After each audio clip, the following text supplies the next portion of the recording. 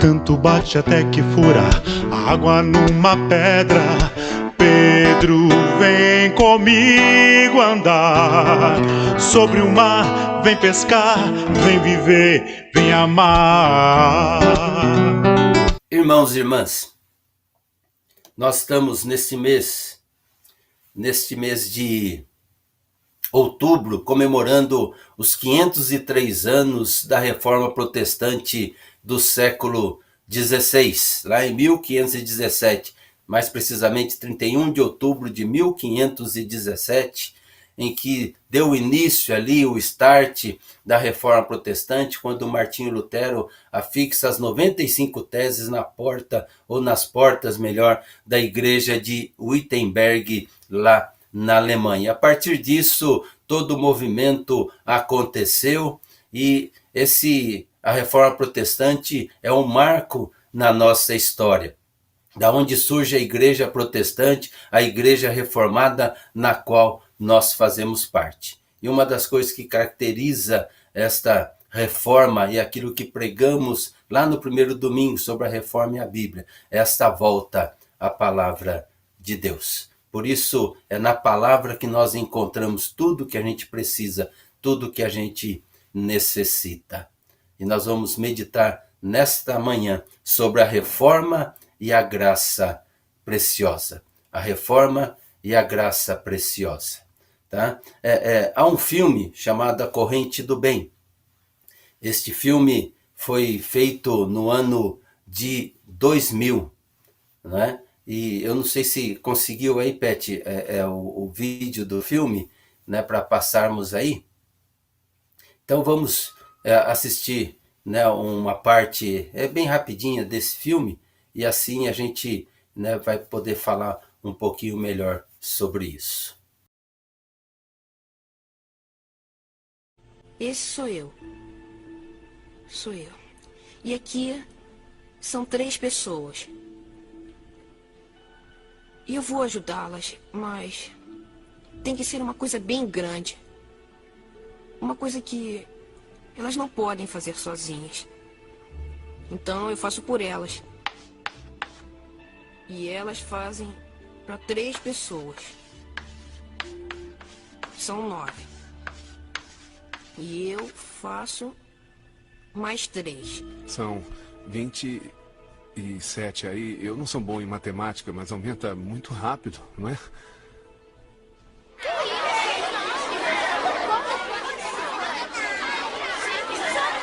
Trevor, parece que a turma acha que você teve uma ideia excessivamente utópica. Procure essa palavra num minuto. Como? Um mundo perfeito? Uhum. E daí? Daí? O que o fez ter essa ideia? Tudo bem, gravando? Oi, eu sou Chris Chandler e hoje estou com um rapaz da 7ª série bem incomum. Trevor McKinney. Trevor, você deve estar muito orgulhoso de si mesmo. Não. Não está orgulhoso? Eu sei lá, eu acho. Você iniciou um movimento como Passe Adiante, não sente orgulho? Acho que sim. Eu tirei A em estudos sociais, mas foi só pelo esforço. Quer dizer, o que eu fiz não deu certo. Tá sendo entrevistado. Mas eu sei lá, eu tentei muito, mas não aconteceu nada. Pra minha mãe deu certo.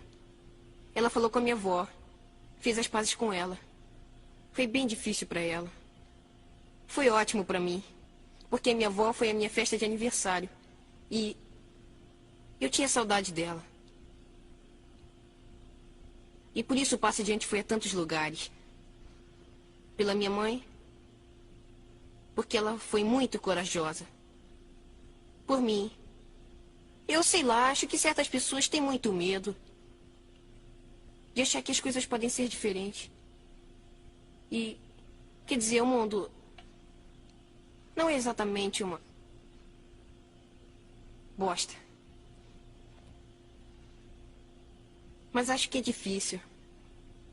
Para certas pessoas que estão muito acostumadas às as coisas como elas são, mesmo ruins, para mudar. Aí elas desistem.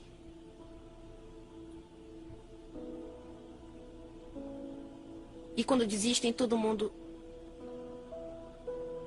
todos perdem.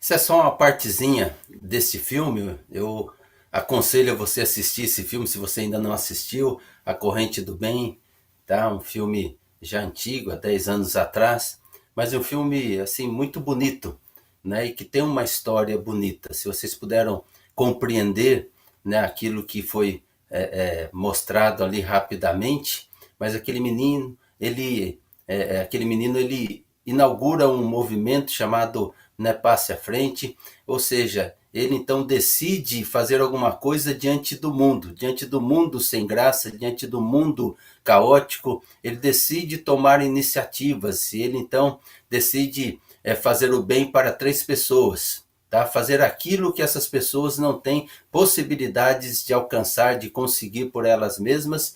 Então ele decide fazer isso, e aí quem recebe esse bem tem que fazer para mais 3 pessoas, e assim vai, né, multiplicando sempre por 3 e vai alcançando um grande número de pessoas. Ele até achava que não tinha conseguido muito, né, que não tinha conseguido nada, mas depois vocês perceberam que ele foi falando, né, com a mãe dele deu certo, com outras pessoas também no filme você vai ver ali que deu certo. E há uma passagem, inclusive, no filme em que um juiz, ele pega o seu carro, é um carro, não lembro direito se era um Jaguar, é um carro bonito assim, e ele dá para uma pessoa assim, e essa pessoa fica desconfiada, né? É um repórter, ele fica desconfiado, né? Por que desse movimento, por que, né, desse gesto, por que dessa graça, né? E aí, né, o filme vai transcorrendo dessa maneira, ou seja, né, é graça, é vivermos debaixo da graça e também expressarmos graça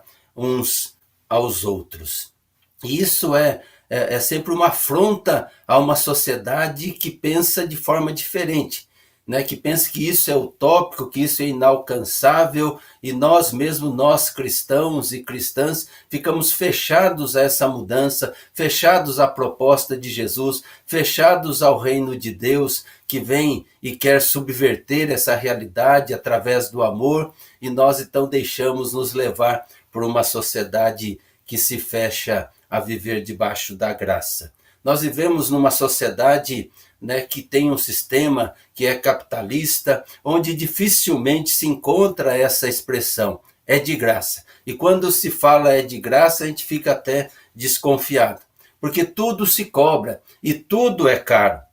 Conseguir voluntários, voluntárias para fazer determinadas tarefas não é algo fácil, porque a maioria das pessoas querem receber alguma coisa, querem ganhar algo em troca, querem ter alguma vantagem naquilo que está se fazendo.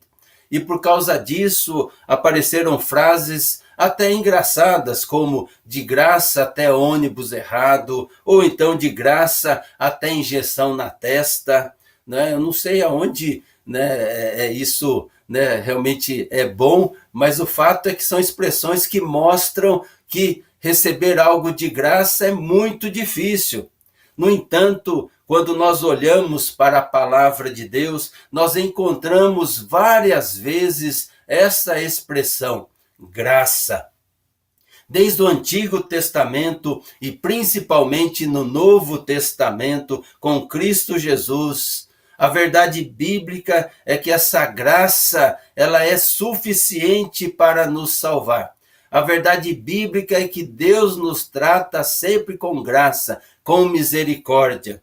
Deus derramou essa graça sobre nós. A reforma protestante do século XVI resgatou essa verdade bíblica que com o tempo havia se perdido. Para a Igreja Católica medieval, as boas obras tinham um valor meritório.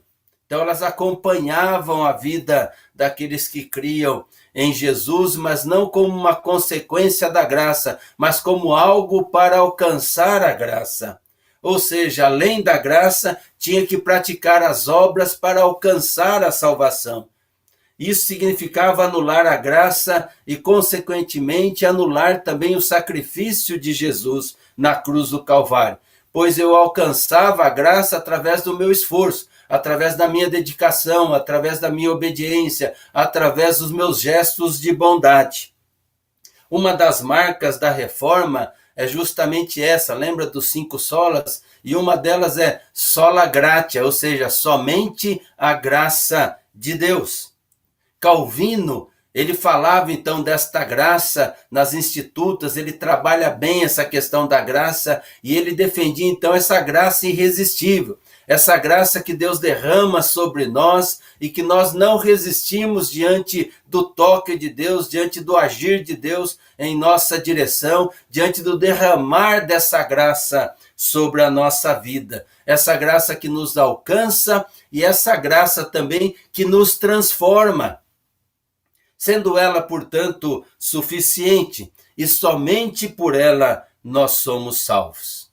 Nós queremos ler o texto para vocês aí de Efésios. Abram o texto de Efésios no capítulo 2, do verso 1 a 10, e nós vamos ler esse texto agora.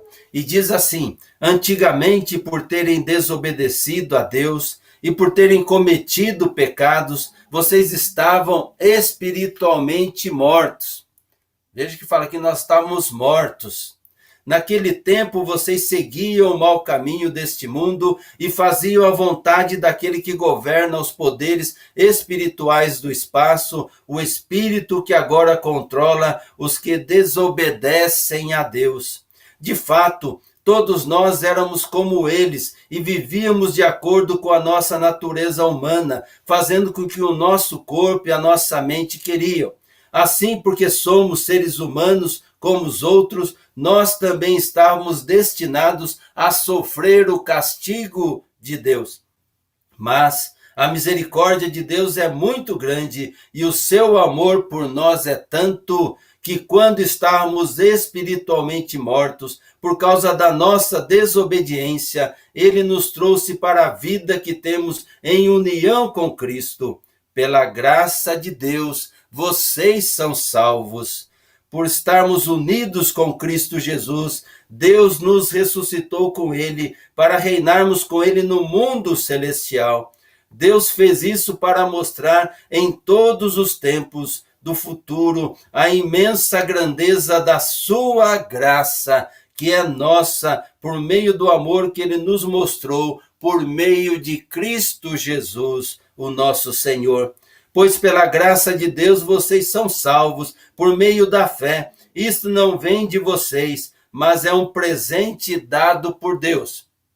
Tá? Vou ler de novo. Pois pela graça de Deus vocês são salvos por meio da fé. E isso não vem de vocês, mas é um presente de Deus. Pode colocar na tela aí, Pet, esse texto aí para todos acompanharem. Isso, tá? Isso é um presente de Deus. A salvação não é o resultado dos esforços de vocês. Portanto, ninguém pode se orgulhar de tê-la.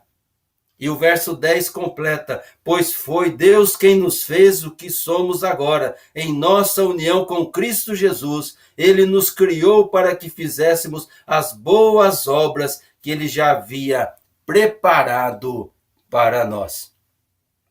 Veja então que é graça, pura graça que o apóstolo Paulo está falando. Nós estávamos mortos e Cristo veio e nos deu vida. Ou seja, nós que não merecíamos porque éramos desobedientes e, no entanto, ele na cruz do Calvário morre por nós e assim ele derrama essa graça preciosa sobre a nossa vida. Graça é favor imerecido. Nós não merecemos, mas, no entanto, é nos dado gratuitamente, sem preço algum para nós. Não há nenhuma cobrança, não há nenhuma nota promissória. Pelo contrário, a nossa dívida foi paga por Cristo Jesus na cruz do Calvário. Quando ele diz está consumado, tetelestai, ou seja, pagou a nossa dívida. Somos salvos pela graça de Deus. Não nos custou nada. O preço foi pago por Jesus Cristo na cruz do Calvário. Ali ele entregou a sua vida, derramando o seu sangue para nos dar a vida eterna com Deus. Por isso, ele tem direito à nossa vida.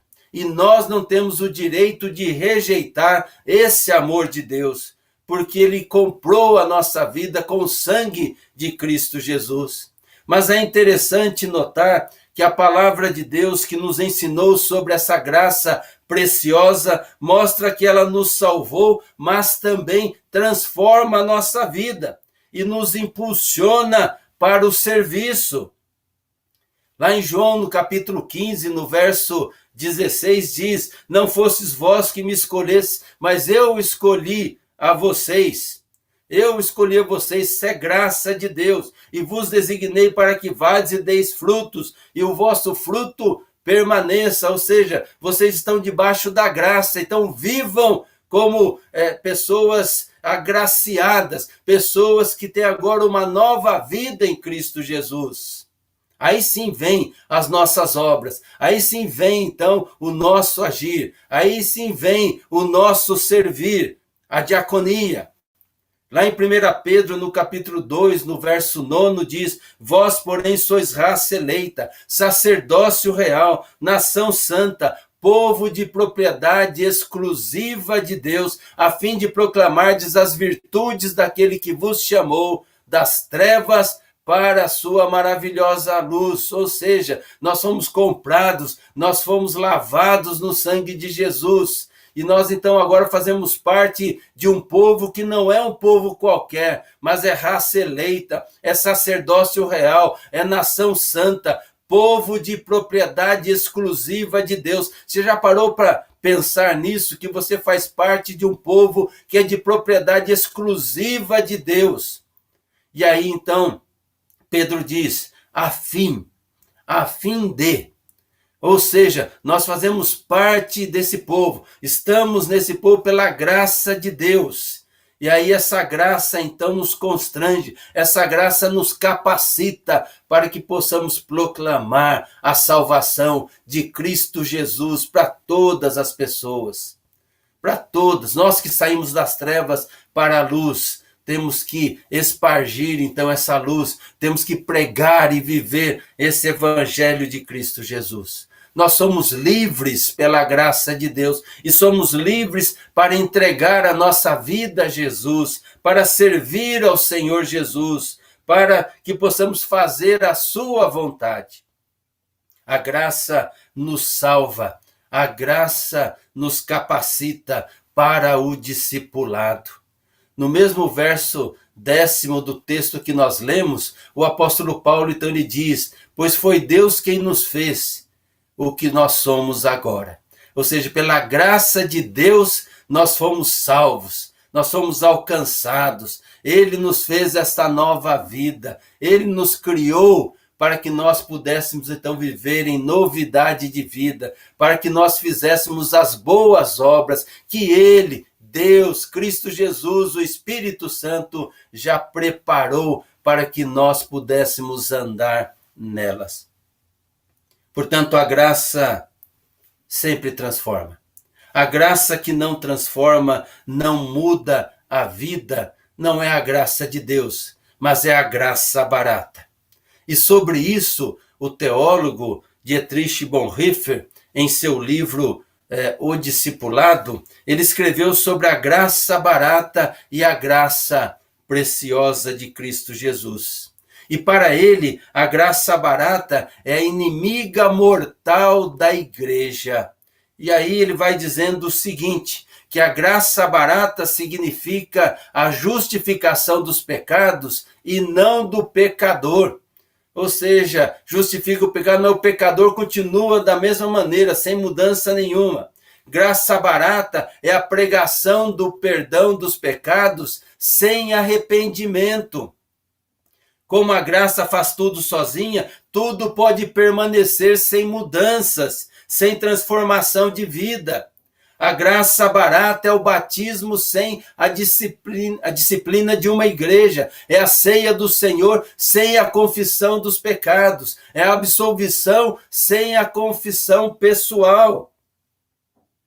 A graça Barata é a graça sem discipulado, sem a cruz, sem Jesus Cristo vivo. Já a graça preciosa é aquela que chama ao discipulado de Jesus Cristo. É graça por nos dar a vida. É preciosa por condenar o pecado. É graça por justificar o pecador. E ele diz assim, essa graça é sobretudo preciosa por tê-lo sido para Deus, por ter custado a Deus a vida do seu único filho. É graça preciosa porque não pode ser barato aquilo que custou tão caro para o nosso Deus. A graça é preciosa por Deus não ter achado que o seu filho fosse um preço demasiadamente caro a pagar pela nossa vida. Por isso, quem está debaixo desta graça, dessa graça preciosa, jamais será a mesma pessoa. Jamais. O pecado já não o escraviza e o compromisso com Jesus torna-se o objetivo de vida. As raízes da palavra graça, no grego, vem de um verbo que significa eu me regozijo, eu estou feliz. Eu estou feliz, ou seja, é algo que nos toca, é algo que mexe com as nossas estruturas, é algo que muda a nossa vida, que muda o nosso humor, que muda as nossas atitudes, que muda os nossos pensamentos. É interessante que o regozijo e a alegria que essa graça nos traz não são, infelizmente, as primeiras imagens que vêm à mente das pessoas quando pensam na igreja. Muitos pensam em regras, normas rígidas a serem obedecidas, a serem seguidas, numa vida sem graça, onde nada pode ser feito. Pensa em santarrões, em pessoas que aparentam uma santidade maior que a de Jesus. E por isso pensam na igreja como um lugar para se ir depois, para um lugar para estar frequentando lá no final da vida, ou quando tiver endireitado as coisas, não antes. Não antes, porque não vem, muitas vezes, na prática da igreja o viver dessa graça, mas sim uma prática voltada realmente a regras, a leis, a proibições que são colocadas. Pensam sempre em moralidade, mas não em graça. David Seaman, num artigo na revista Cristianismo Hoje, resumiu aí a sua carreira desta maneira. Há muitos anos cheguei à conclusão de que as duas causas principais da maioria dos problemas emocionais entre os cristãos evangélicos são estas: o fracasso em entender, receber e viver a graça e o perdão incondicionais de Deus. Presta atenção nisso. Tá? O fracasso de entender, de receber, de viver debaixo dessa graça, do perdão incondicional de Deus. Queremos sempre comprar, queremos sempre pagar, queremos sempre merecer aquilo que Deus nos dá, e por isso ficamos aí, preocupados, ficamos aí, fazendo um monte de coisas, tá? Eu não estou criticando as coisas que são feitas, mas fazendo por uma motivação que não é a correta, que é alcançar o favor, que é alcançar a graça, sendo que nós deveríamos viver debaixo dessa graça, aproveitar essa vida debaixo desta graça, essa liberdade que Cristo nos deu para viver em conformidade com a sua palavra. A segunda coisa que ele coloca é o fracasso de distribuir esse amor, distribuir o perdão e a graça incondicionais aos outros. A corrente do bem, tá? De ser gracioso para com as outras pessoas, gracioso com aquele que eu não concordo, gracioso com aquele que me deseja mal, gracioso com aquele que é diferente de mim, gracioso com os meus irmãos e irmãs da igreja, da família de Deus, desse povo de propriedade exclusiva do Senhor, gracioso com aqueles que têm uma postura, uma ideologia, um pensamento diferente do meu. Nós lemos, ouvimos e cremos numa boa teologia da graça. Recebemos esta herança da Reforma Protestante, mas infelizmente não é assim que nós vivemos. As boas novas do Evangelho da Graça nem sempre penetram no nível das nossas emoções. Estamos sempre querendo pagar o que Jesus fez por nós. No entanto, graça é dádiva de Deus, presente do Senhor para nós. O apóstolo Paulo diz lá em Romanos 5:8 que Deus nos mostrou o quanto nos ama. Cristo morreu por nós, quando ainda vivíamos no pecado. Ou seja, a graça de Deus, irmãos e irmãs, e a todos que estão nos assistindo neste momento, precede o nosso arrependimento. Antes de qualquer gesto nosso de arrependimento, essa graça foi derramada sobre a nossa vida. Jesus morreu por nós na cruz do Calvário. A graça nos alcançou ou foi derramada quando nós estávamos mortos. É a partir daí que nós reagimos. É a partir daí que vem então o arrependimento. É a partir daí que nós somos transformados. Paulo diz que nós estávamos mortos, espiritualmente mortos. Nada podíamos fazer para sair dessa situação. E Cristo intervém então na nossa vida, em nosso cotidiano, e nos traz a vida, e nos dá graciosamente a vida. É somente pela graça de Deus e mais nada é que nós somos salvos. E recebemos esta graça mediante a fé em Cristo Jesus. E o próprio apóstolo Paulo diz aí no verso 8 que nós lemos, isso também é dom de Deus. Todos os outros acréscimos tentam de alguma maneira colocar a nossa participação, o nosso esforço para a salvação. E não tem nada que possamos fazer, que possamos realizar para nos trazer a salvação, a não ser crer no Senhor Jesus Cristo. E crer em Jesus é crer no seu sacrifício na cruz do Calvário, é crer na sua ressurreição. Paulo disse aos crentes de Éfeso que eles estavam mortos em seus delitos e pecados, como diz numa outra tradução. Morto não reage. Morto não fala. Morto não professa uma fé. Morto precisa de ressurreição para voltar a viver.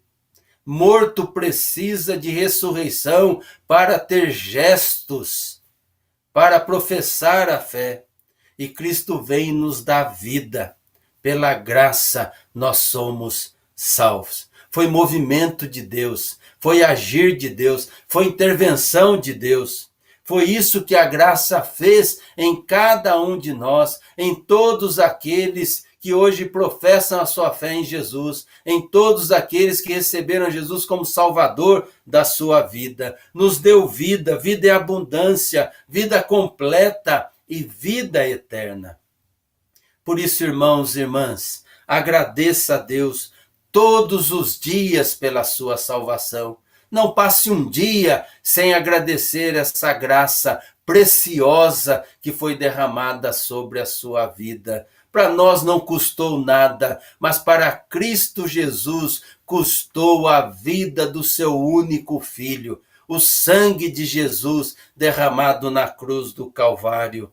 Esse amor incondicional que foi derramado sobre nós no sacrifício de Jesus. Não precisa fazer nada, apenas crer como resposta a esta graça. Crer em Jesus e no seu sacrifício, na ressurreição de Cristo Jesus.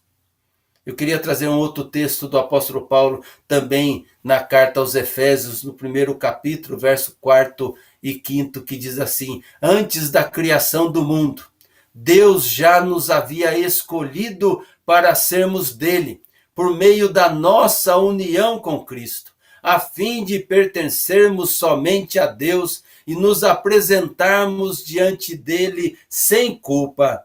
Por causa do seu amor por nós, Deus já havia resolvido que nos tornaria seus filhos por meio de Jesus Cristo, pois este era o seu prazer e a sua vontade.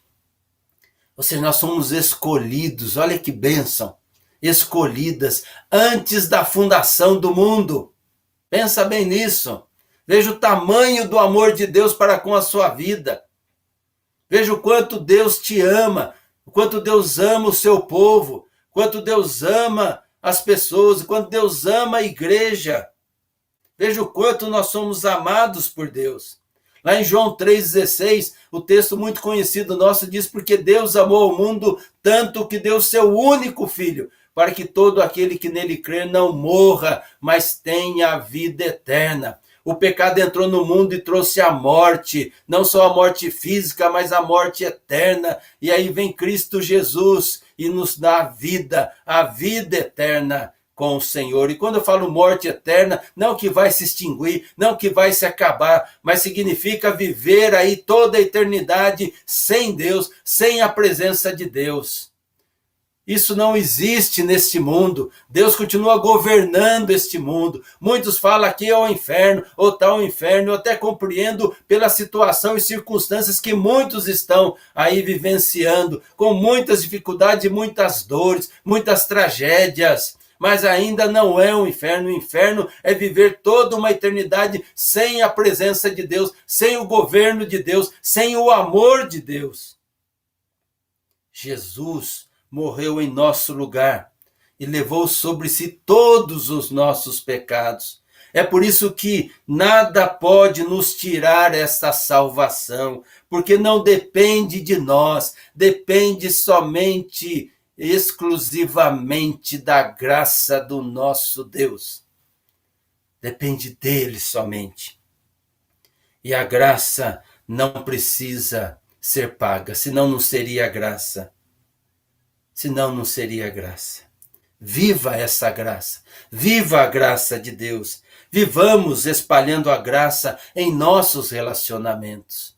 Faça esse compromisso de viver derramando graça sobre as pessoas. Comece na sua família aí, derramando graça dentro do seu lar, em vez de respostas ríspidas, respostas mal educadas, em vez de ser realmente aí um cavalo, né, uma égua dentro do lar, que só fica dando patada, só cacetada dentro do lar. Seja realmente alguém que derrame graça, que haja com graça para com a esposa, para com o esposo, para com os filhos, para com os pais.